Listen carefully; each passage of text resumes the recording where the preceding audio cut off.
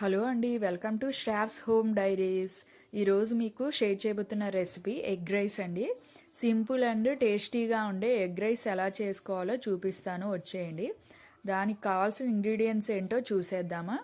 కావాల్సిన ఇంగ్రీడియంట్స్ అయితే మనకి 3 ఎగ్స్ అండి, అలానే 1 spoon garam masala, 1 spoon salt, అలానే 2 స్పూన్స్ కారం, హాఫ్ స్పూను ధనియాల పొడి. అప్పటికప్పుడు చేసుకున్న రైస్తో అయినా లేదా మిగిలిపోయిన రైస్తో అయినా చేసుకోవచ్చండి.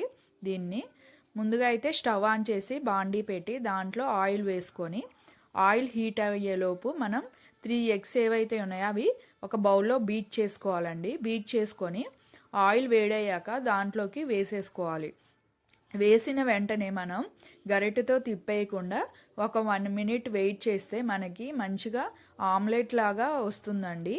దాన్ని మనం గరిటెతో కొంచెం పెద్దగా తిప్పుకుంటూ ఆమ్లెట్ లాగా బాగా స్ప్రెడ్ చేసుకొని తర్వాత చిన్న చిన్న పీసెస్గా చేసుకోవాలండి.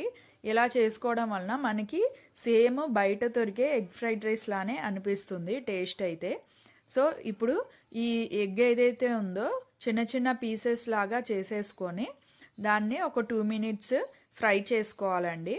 ఫ్రై చేసేసుకొని మనం ముందుగా అయితే అన్నం వండుకుంటాం కదండి, దాన్ని ఒక ప్లేట్లోకి తీసుకొని కొంచెం చల్లార్చుకోవాలండి. దానివలన దాంట్లో ఉన్న వాటర్ కంటెంట్ అయితే పోయి మనకి రైస్ అయితే పొడిగా వస్తుందండి.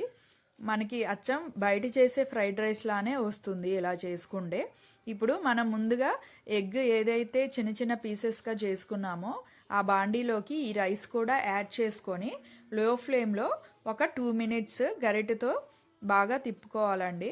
అప్పుడు మనకి ఆ ఎగ్ అండ్ ఈ రైస్ ఏదైతే ఉందో బాగా మంచిగా తయారవుతుంది. దాంట్లోకి మనం ముందుగా ఏవైతే ఇంగ్రీడియంట్స్ తీసుకున్నామో వాటిని ఒక్కొక్కటిగా యాడ్ చేసుకోవాలండి.